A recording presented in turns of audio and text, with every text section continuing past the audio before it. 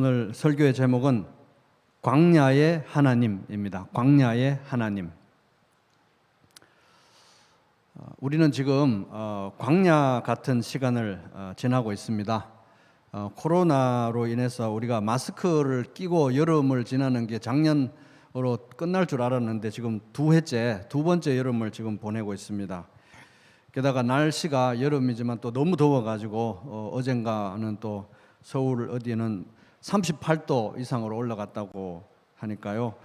마치 텍사스에 제가 지금 와 있는 것 같아요. 근데 텍사스는 덥기는 덥는데 40도 가까이 되는데 그래도 건조하니까 그나마 견딜만 한데 여기는 습도가 거기보다 훨씬 높으니까 또 이게 정말 참 광야가 따로 없다 그런 생각이 듭니다. 이스라엘이 이제 이집트에서 출애굽하고 나서 바로 광야길로 들어갔잖아요. 이스라엘이 출애굽 후에 곧바로 들어가게 됐던 그 광야도 이와 같이 덥고 척박한 그런 땅이었습니다. 그 기온이 광야의 기온이 낮에는 50도 이상으로 올라가고요. 밤에는 10도 이하로 뚝 떨어진답니다. 그래서 그 열기가 너무 견디기 힘들고 또 밤에는 뭐 전갈, 뱀 이런 위험한 요소들도 많아가지고 굉장히 사람이 살기 어려운 곳이었다고 합니다. 근데 이제 이 김종우라고 하는 이 목사님이 이 광야에 대해서 굉장히 잘 묘사를 해두었더라고요. 제가 한번 읽어보겠습니다. 광야는 메마른 황무지이다. 사람이 살기에 적합하지 않은 땅이다. 마실 물도 구하기 어렵고 먹을 양식도 없는 곳이 광야다. 광야는 살아내기 힘든 고난의 땅이며 적막하기만 한 고독의 땅이다. 광야는 버려진 땅이며 황량한 곳이다. 광야에는 낮에는 뜨거운 태양빛이 있고 밤에는 추위가 있다. 굶주린 들짐승들이 있고 전갈이 있는 곳이다.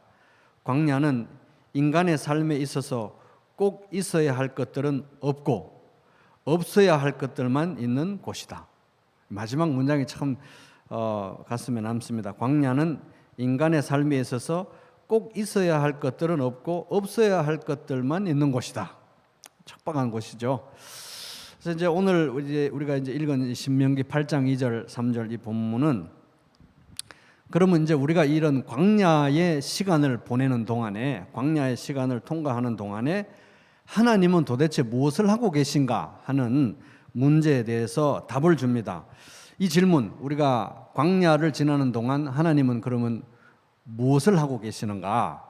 이 질문은 올 초에 우리 교회를 방문해서 선교 간증을 하셨던 우리 K 선교사님, 실명은 말씀드릴 수 없고요. K 선교사님이 이제 선교 간증을 하시면서 이제 그때 이 본문을 읽고 간증하시면서 자기가 정말 이 본문 말씀을 붙들고 묵상할 때 자기 마음속에 떠올랐던 질문은 광야의 길을 갈 때, 광야의 시간을 지날 때 하나님은 도대체 뭘 하시는가? 이제 그걸 묵상했는데 이 본문 말씀에서 큰 은혜를 받았다. 이제 이런 내용을 간증을 하셨는데 그 묵상의 내용이 너무 좋고 공감이 가고 그래서 언젠가 한번 저 내용으로 설교를 해야 되겠다 그런 생각을 하고 있었습니다. 그래서 그 본문 본문 8장 신명기 8장 2절 3절 말씀에 대해서 이제 설교의 어떤 기본적인 그 생각의 씨앗은 제가 그 K 선교사님의 묵상에서 얻었고요. 그래서 좀 더 이제 제가 설교자로서 확장을 하고 또 정리한 내용입니다. 그래서 이제 오늘 본문에서 살펴볼 이제 내용은 우리가 광야의 시간을 지날 때에 하나님은 무엇을 하시는가 세 가지를 한번 살펴보겠습니다. 첫째 따라 볼게요. 겸손을 배우게 하신다. 시작. 네, 8장 2절 제가 읽어보겠습니다. 내 하나님 여호와께서 이 40년 동안에 내게 광야길을 걷게 하신 것, 이런 표현을 한번 이제 눈여겨 보시기 바랍니다. 걷게 하신 거예요. 우리에게 시키신 것입니다. 누가? 하나님이. 그래서 여기 8장 2절 3절에는 하나님의 어떤 행동이 굉장히 적극적으로 묘사가 되어 있습니다. 그래서 이 광야길을 걷게 하신 것을 기억하라. 근데 이제 원문에는 더 이제 시적입니다. 걷게 하신 모든 길을 기억하라. 그래서 하나님이 이 광야에서 40년 동안 걸어 다니게 했던 그 모든 길을 다 기억해라. 잊어버리지 말고. 근데 이제 그 뒤에 나오는 내용, 여기서부터 나오는 내용은 우리가 그 광야의 길을 추억할 때, 기억할 때 그 광야의 모든 길의 핵심 내용은 이렇다 하는 겁니다. 그 다음 이어지는 내용은. 그래서 핵심 내용은 이는 너를 낮추시며, 겸손하게 하시며 낮추시며 너를 시험하사 네 마음이 어떠한지 그 명령을 지키는지 지키지 않는지 알려 하심이라. 여기도 보세요. 너를 낮추시며, 하나님이 이 굉장히 적극적인 행동이잖아요. 그죠? 너를 낮추시며 또 너를 시험하사, 그 다음에 그 마지막 부분 보면 알려 하심이라. 네가 말씀을 지키는지 안 지키는지, 너 마음에 무엇이 있는지 하나님이 알고자 하심이라. 굉장히 적극적인 행동의 주체로 나와 있습니다. 3절 너를 낮추시며, 또 보세요. 하나님이 낮추시는 거예요. 너를 낮추시며 너를 줄이게 하시며, 배고프게 하신다는 거죠. 하나님이 다 그렇게 하시는 거예요. 너를 낮추시며 너를 배고프게 줄이게 하시며, 또 너도 알지 못하며 네 조상들도 알지 못하던 만나. 그 이전에는 이런 음식이 없었잖아요. 그래서 처음 그걸 봤을 때 이것은 무엇이냐 이렇게 했잖아요. 그래서 만나가 된 거예요. 이것이 무엇이냐가 이제 만나거든요. 만나. 그래서 만나를 너에게 먹이신 것은 사람이 여기도 보세요. 먹이신 것은 나오죠. 먹이신 것은 사람이 떡으로만 사는 것이 아니요 여호와의 입에서 나오는 모든 말씀으로 사는 줄을 너희들이 알게 하려 하심. 이것도 하나님의 그 행위가, 주체가 알게 하려 하심이다. 그래서 이 짧은 절에 하나님의 굉장히 적극적인 어떤 행동들이 묘사되어 있습니다. 그럼 하나님은 뭘 하시느냐? 첫 번째, 낮추신다. 겸손을 배우게 하신다는 겁니다. 왜 낮추시느냐? 낮아지지 않으면 은혜를 경험할 수 없기 때문에 그렇습니다. 낮아지지 않으면 은혜를 경험할 수 없기 때문에. 왜냐하면 하나님의 은혜는 낮은 곳에만 임하기 때문에 그렇습니다. 마찬가지로 약해지지 않으면 하나님의 능력을 경험할 수가 없죠. 나에게 이르시기를, 바울이 말합니다. 내 은혜가, 하나님의 은혜가 너에게 족하도다. 이는 내 능력이 약한 데서 온전하여짐이라 하신지라. 그러므로 도리어 크게 기뻐함으로 나의 여러 약한 것들에 대하여 자랑하리니 이는 그리스도의 능력이 내게 머물게 하려 함이라. 그래서 약해지지 않으면 능력을 경험할 수 없고 낮아지지 않으면 은혜를 경험할 수 없다는 것입니다. 근데 방금 읽은 말씀 중에서 3절에 보면은 이 낮추심의 구체적인 방법이 나오는데 그게 뭐냐 하면 3절 보세요. 너를 낮추시며, 동사가 3개 주르르 나와요. 히브리 원문에 보면 낮추시며 줄이게 하시며 먹이신 것은, 이렇게 3개가, 동사가 연속으로 3개가 나옵니다. 낮추시며 줄이게 하시며 먹이신 것은 무엇을? 너도 알지 못하고 네 조상들도 알지 못하던 만나를. 그죠? 그렇게 되는 거예요. 그러니까 낮추심의 구체적인 방법은 줄이게 하신다. 배고프게 하시고 결핍을 경험하게 하시고, 그런데 결핍을 경험하게 하고 버리시는 게 아니라 만나를, 하늘 양식을 먹이신다 하는 겁니다. 그러니까 줄이게 하시고 만나를 먹이시는 게 낮추시는 방법이라는 거죠. 그러니까 뭐 만나는 이제 뭐 고급 요리가 아닙니다. 하늘에서 하나님이 직접 내려주시는 음식이긴 한데 고급 요리가 절대 아닙니다. 그래서 이제 출애굽기나 민수기에 보면은 이스라엘 사람들이 이제 영적 상태가 좋았을 때는 이 만나가 맛이 꿀 섞은 과자 같다, 꿀을 섞은 과자 같은 맛이다, 이렇게 이제 묘사가 되다가 이들이 이제 상태가 좀 안 좋아졌을 때는 기름 섞은 과자 맛이다, 이렇게. 출애굽기에는 꿀 섞은 과자 맛이고 민수기에는 기름 섞은 과자 맛으로 이렇게 묘사가 되어 있습니다. 그죠? 그러니까 결론은 아주 맛이 좋은 그런 음식이 아니었다는 거예요. 하늘 양식이긴 한데, 그래서 딱히 배가 많이 고프지 아니면 음식이 막 풍부함, 남아돈다 이런 상황이면 굳이 그걸 뭐 찾아가지고 만나 먹으러 가자, 그런 음식은 아니었다는 거예요. 하지만 그것은 배고플 때 먹었던 하늘 양식, 하나님이 직접 주신 양식이었다. 직접 공급하시는 하늘 양식이었다는 것입니다. 하나님께서 우리에게 만나를 공급하시는 이유가 뭡니까?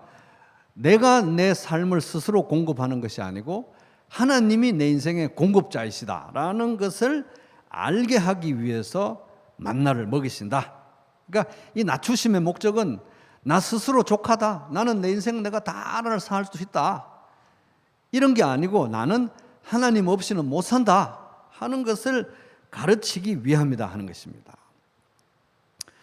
저희가 이제 1997년도에 처음에 첫 번째 미국 유학을 갔을 때 그때 제가 이제 6년 동안 했던 공무원 생활을 이제 청산하고 얼마 안 되는 그 퇴직금과 그다음에 이제 살고 있던 전세금을 탈탈 털어 가지고 이제 갔는데 3년 유학을 했거든요, 그때. 근데 1년 반 만에 돈이 다 떨어졌습니다.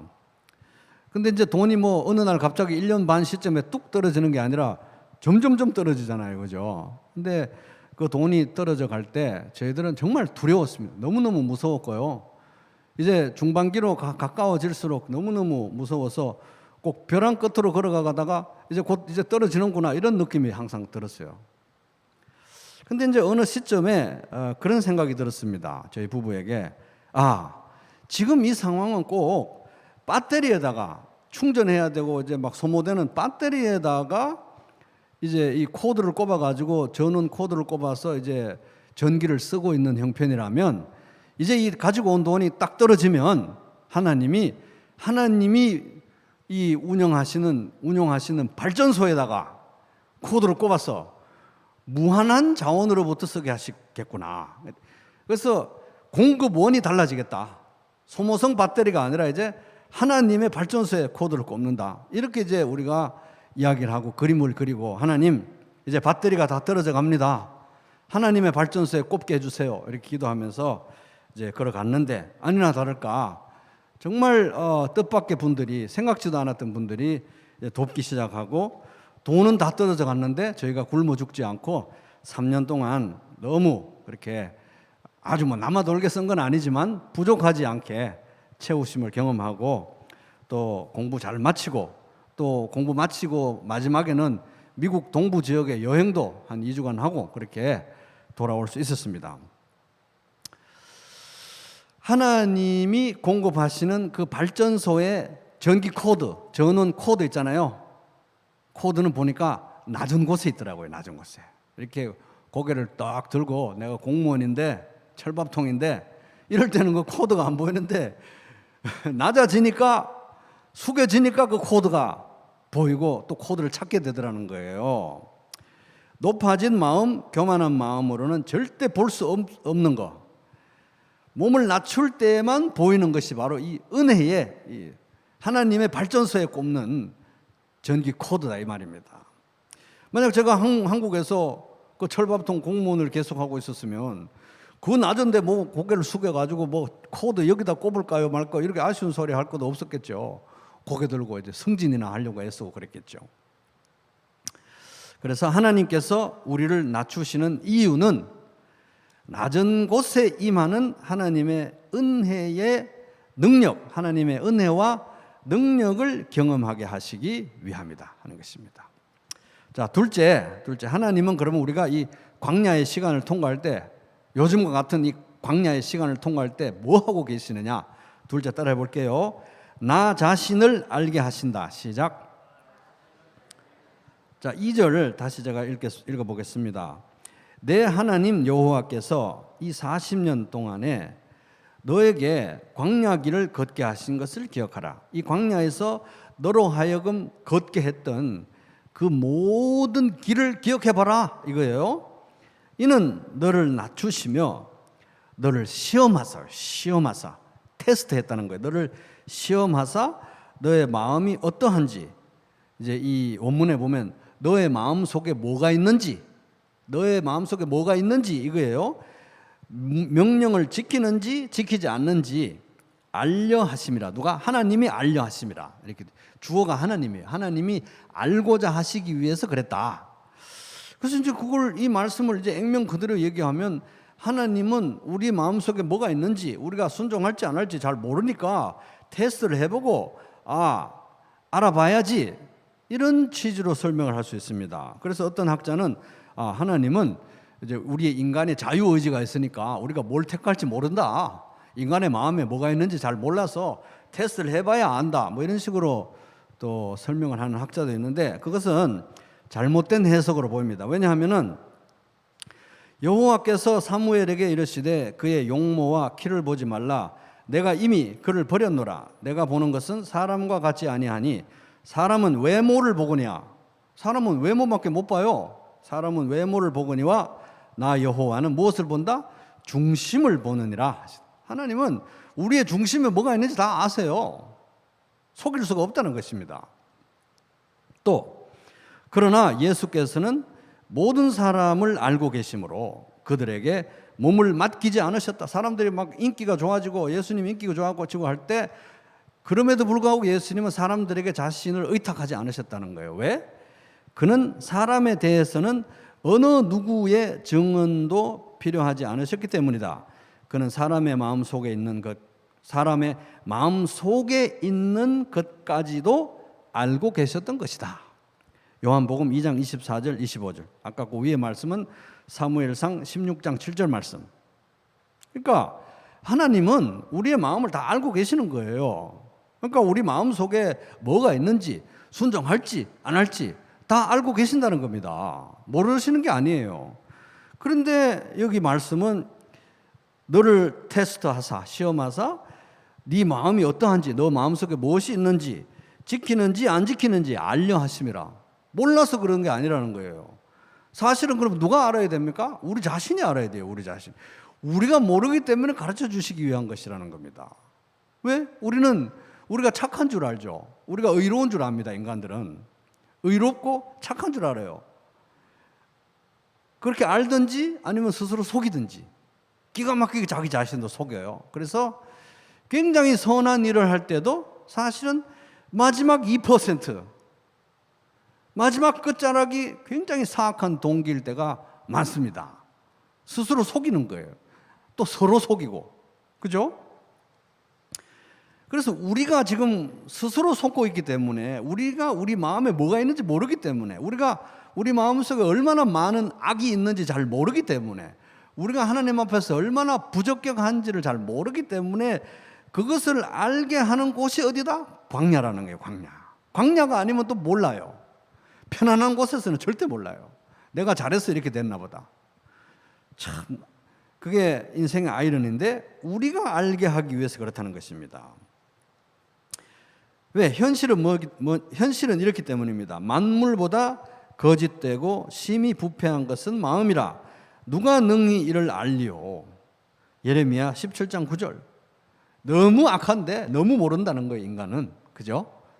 근데 하나님은 아시니까 우리에게 알려주시기 위해서 이 광야의 시간이 필요하다. 자기의 성찰의 시간이 필요하다는 거예요. 내가 너 자신을 먼저 알기 위해서 이 광야가 필요하다 하는 겁니다. 마태복음 15장 19절. 마음에서 악한 생각들이 나온다. 곧 살인과 간음과 음행과 도둑질과 거짓 증언과 비방이다. 그래서 예수님이 우리를 위해서 십자가를 지신 것입니다. 이 내면에 우리 자신도 막 들여다보고 싶지도 않고 막 스스로 속이고 싶고 부정하고 싶고 덮어두고 싶은 이 내면에 있는 그 어마어마한 죄, 존재 자체가 죄로 물들어 있는 우리 자신에 대해서 무엇이 해결할 수가 있겠습니까? 오직 예수 그리스도의 십자가만 해결할 수 있는 문제라는 거예요. 그래서 결국은 뭡니까? 십자가를 바라보면 우리가 어떤 존재인지 안다는 거예요. 우리 마음에 무엇이 있는지 어떤 존재인지 금방 알 수밖에 없는 증거가, 객관적인 증거가 바로 예수 그리스도의 십자가라는 거예요. 그렇지 않았으면 우리가 그렇게 존재 자체가 악하지 않다면 예수님이 십자가를 질 이유가 없었기 때문에 그렇습니다. 이렇게 우리 자신을 알게 하시려는 목적이 뭘까요? 하나님이 이 광야의 시간 동안 우리로 하여금 우리 자신을 알게 하려고 하시는 그 이유가 뭐냐? 십자가 그늘 아래 나 쉬기 원하네. 저 햇빛 심히 뜨겁고 또 짐이 무거워. 이 광야 같은 세상에 늘 방황할 때에 주 십자가의 그늘에 내 쉴 곳 찾았네. 찬송가 415장. 십자가 그늘에서 쉼을 누려야 되는데 자기 자신을 모르니까 계속 땡볕으로 가는 거예요. 난 십자가 그늘 필요 없다고. 그래서 십자가 그늘에서 쉼을 누리게 하기 위해서 하나님은 우리로 하여금 우리 자신이 어떤 존재인지 알게 하셔야 되는 거예요. 스스로 속이고 또 몰라요. 알고 싶지도 않고. 그래서 십자가 그늘 아래는 절대로 안 오고 싶어 하니까. 근데 십자가 그늘이 아니면 이 광야를 통과할 수가 없으니까 자기 자신을 보게 하기 위해서 이 광야의 시간이 필요하다는 것입니다. 하나님께서 광야의 시간 동안 우리가 우리 자신이 어떤 존재인지 알게 하시는 이유는 십자가 그늘, 은혜의 보좌 앞으로 나오게 하기 위함입니다. 자, 셋째, 그러면 하나님은 이 광야의 시간을 지나는 동안 도대체 뭘 하고 계시느냐? 나를 내버려 두시고 그냥 방치하고 계시는 거 아니면 뭘 하고 계시느냐? 굉장히 적극적으로 뭔가를 하고 계신다는 것이 이제 2절, 3절 이제 그 사용됐던 동사를 통해서 우리 봤잖아요. 세 번째, 그럼 하나님은 뭘 하시느냐 따라 보겠습니다. 말씀으로 살게 하신다. 시작. 자, 또 3절 보면은 너를 낮추시며, 자, 낮추시는 구체적인 방법은 줄이게 하시며 먹이시는 거잖아요. 그죠? 그래서 낮추시며 줄이게 하시며 먹이시는 것은 이게 세 개가 주르르 연결이 되어 나와 있습니다. 바로 연속적으로.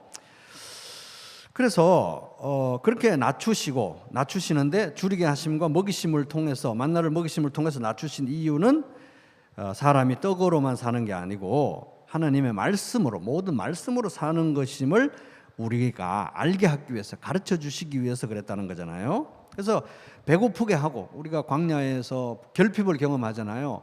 배고프게 하시고 또 그 결핍 가운데 하나님이 공급하시는 거. 우리가 결핍이 없으면 와 하나님이 이런 식으로도 공급하시네. 이거 우리가 알 수 없지 않습니까? 그죠? 그래서 결핍을 경험하게 하시고 또 그 가운데서 하나님의 직접적인 공급을 만나로 상징되는 하나님의 직접적인 공급을 경험하게 하시는 이유가 뭐냐?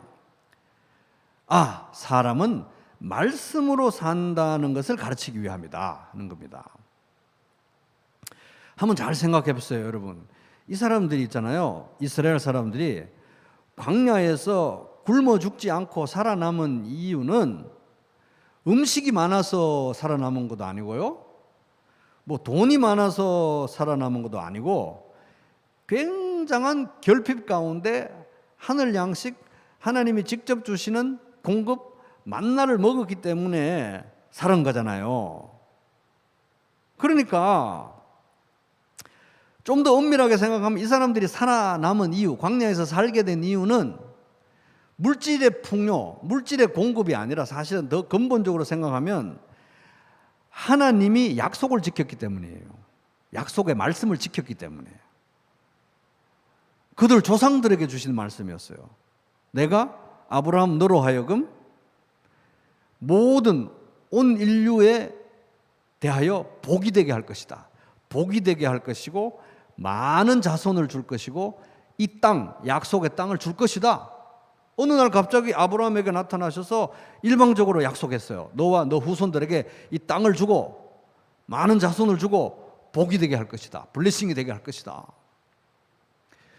그 약속의 말씀을 지킨 것이 이 출애굽이라는 결과로 나온 거예요.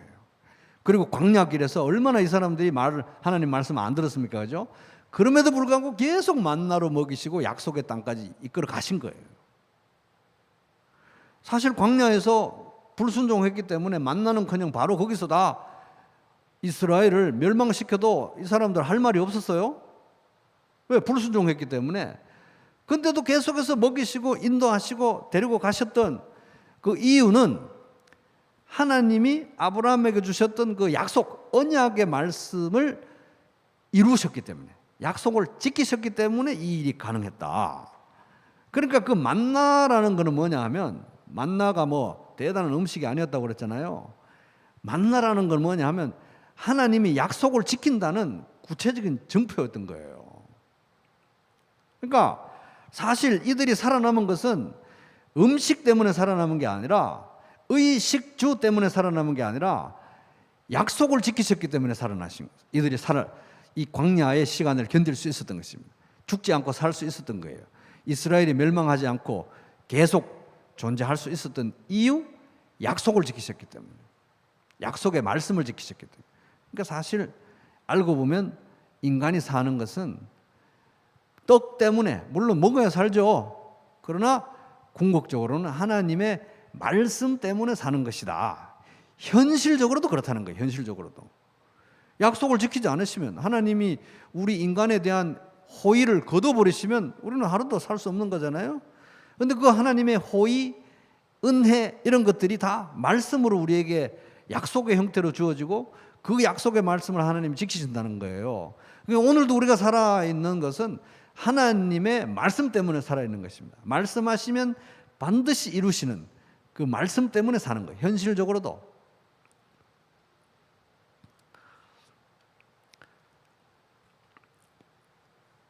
저희가 이제 그 미국에 2번 유학을 갔습니다. 첫 번째는 3년, 두 번째는 8년. 그 경비를 다 이렇게 생각하면 저희들이 가지고 있었던 미천 가지고는 어린 반푼어치도 없어요. 처음에는 3년, 두 번째 8년. 근데 2번 다 저희가 전 재산을 가지고 갔습니다. 첫 번째는 이제 경찰 공무원 6년 하던 그 퇴직금하고 전세금하고 가지고 갔고요. 두 번째는 이제 한국에 와서 또 6년 동안 지내면서 이렇게 뭐 어머니한테도 받고 뭐 이렇게 해서 돌아가신 어머니한테도 좀 받고 이래가지고 다 모아가지고 전재산을 2번 홀라당 걷어서 갔는데, 첫 번째는 이제 1년 반 만에 다 없어졌잖아요. 두 번째는 3년 되니까 다 없어지더라고요. 2번 전재산을 다 저희들이 다 이제 쓴 거예요. 근데 저희가 학생 비자로 갔기 때문에 취업 비자가 아니니까 제 아내는 일을 못 해요.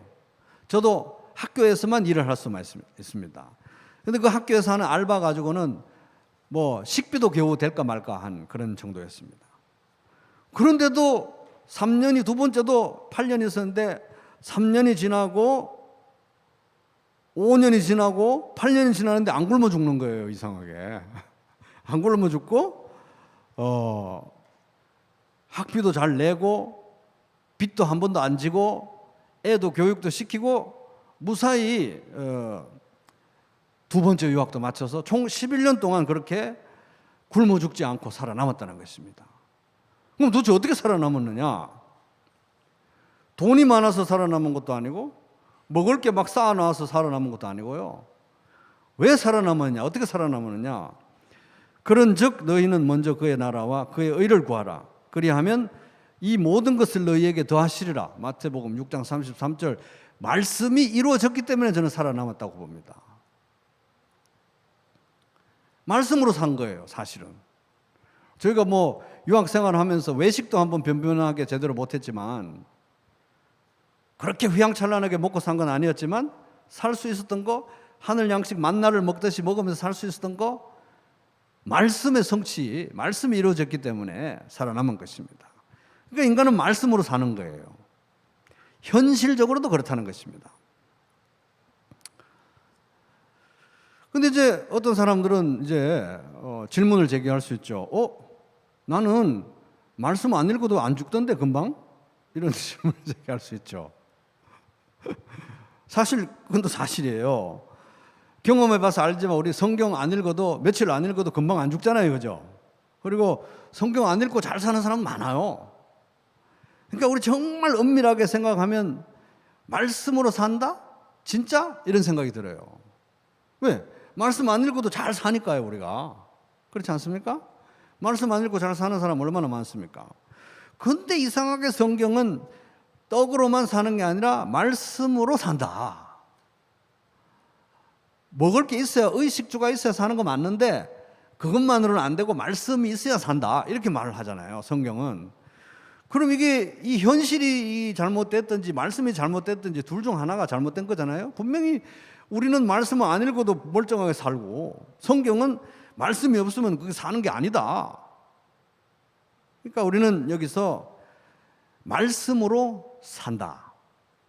떡으로만 살 것이 아니요. 사는 게 도대체 뭐냐는 걸 생각해 봐야 되는 거예요. 그죠? 사는 게 도대체 뭐냐는 거예요. 사는 것이.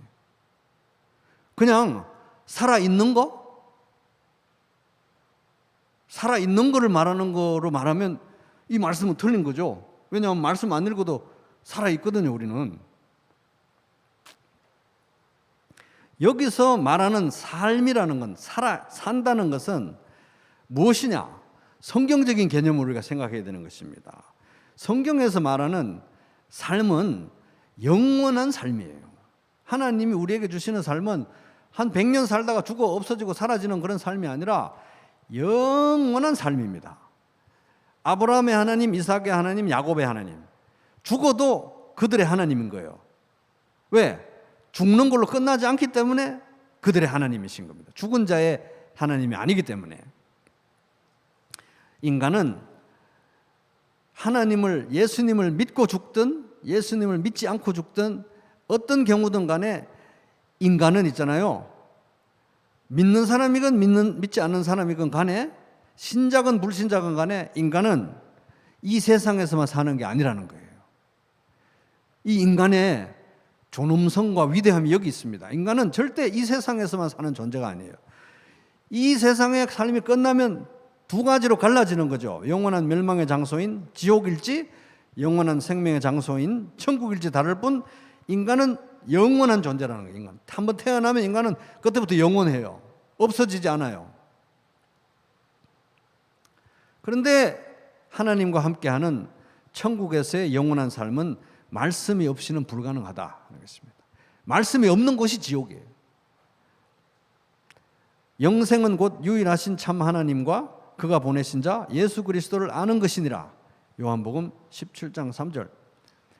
그래서 우리에게 주신 생명, 산다는 것은 그냥 살아있는 거, 목숨 부지하고 살아있는 정도가 아니라 하나님을 아는 거, 예수 그리스도를 아는 거, 하나님과의 관계, 건강한 관계 가운데 살아가는 것을 성경에서 산다고 말하는 것입니다.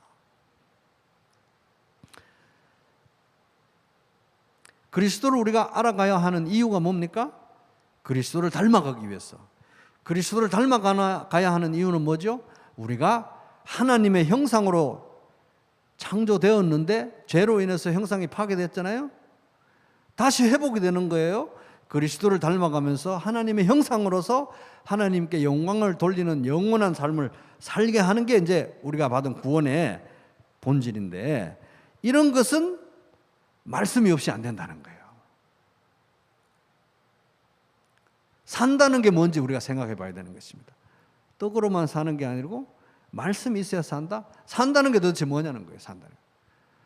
살아있는 거, 살아남는 거, 이 정도가 아니라는 거예요. 경쟁에서 살아남는 거, 안 굶어죽고 살아있는 거, 이 정도가 아니라는 거예요.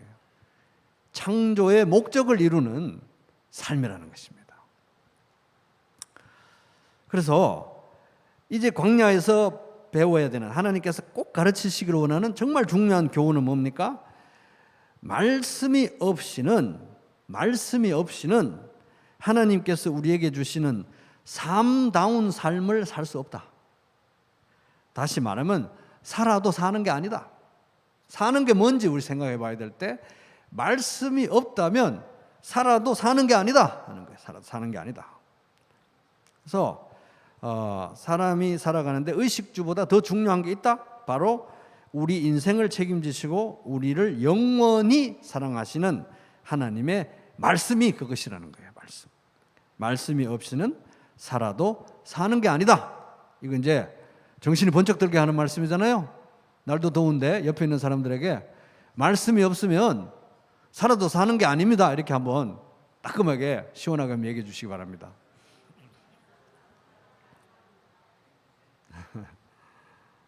자, 그럼 오늘 말씀의 교훈을 한마디로 요약해 보겠습니다. 따라해 볼게요. 삶은 곧 배움이다. 시작. 사는 것은 곧 배우는 것이라는 거예요. 지금 이제 뭐 우리가 코로나다, 더위다 이래 가지고 광야 같은 시간을 통과하고 있다고 이렇게 말하지만, 좀 더 냉정하게 생각하면 인생 자체가 광야입니다. 광야. 왜? 여기는 목적지가 아니기 때문에. 약속의 땅, 영원한 천국을 향해서 가는 과정이고 경유지, 광야라는 거예요. 인생 자체가 광야인 겁니다. 그런데 하나님은 우리가 이 광야를 지나는 동안에 겸손을 가르치기를 원하시고, 우리 자신이 어떤 존재인지 가르치기를 원하시고, 말씀으로 사는 법을 가르치기 원하신다는 거예요. 그러니까 인생은, 이 광야 같은 인생은 결국은 배움의 연속이라는 거예요. 배움. 인생 자체가 배움이다. 산다는 것 자체가 배움이다 하는 겁니다. 영생은 곧 하나님과 그리스도를 아는 것인데 우리는 하나님과 그리스도에 대해서 영원히 배워가야 되잖아요. 영원히 배우는 게 영생이에요. 영생. 영원히 배우는 게 영생이다. 배우는 걸 싫어하면, 예수님에 대해서 배우는 거 싫어하고 하나님에 대해서 배우는 거 싫어하면 천국만큼 지겨운 것이 없을 거예요. 하워드 핸드릭스 교수는 오늘 배우기를 멈추면 내일 가르치기를 멈추게 된다, 이렇게 얘기했습니다. 교사로서 자격 박탈이라는 거죠. 근데 우리가 한 스텝 더 나아가서 생각해 보면 사실 오늘 배우기를 멈춘다면 사실은 그것은 하나님께서 허락하신 생명이 아니다는 거예요. 배우기를 멈춘 생명은 하나님이 주신 생명이 아니에요. 왜? 하나님이 주신 생명은, 영생은 곧 하나님을 알고 그리스도를 아는 게 영생이기 때문에, 그죠? 그래서 배움이 멈춰지면 그거는 하나님이 주신 생명의 삶을 살고 있지 않다 하는 것입니다. 그래서 하나님을 아는 지식, 그리스도를 아는 지식에서는 우리는 계속 성장하고 있어야 되는 거예요. 영원히 성장하고 있어야 되는 것입니다. 성장을 절대 멈추지 않을 거예요. 왜? 영생이기 때문에. 그래서 배움에 대한 열정은 바로 삶에 대한 열정이다. 그리스도를 배우고자 하는, 알아가고자 하는 열정은 삶에 대한 열정이라는 거예요. 예수 그리스도 나는 별로 알고 싶지도 않고 더 이상 대충 다 아는 것 같고, 이거 아니라는 거예요.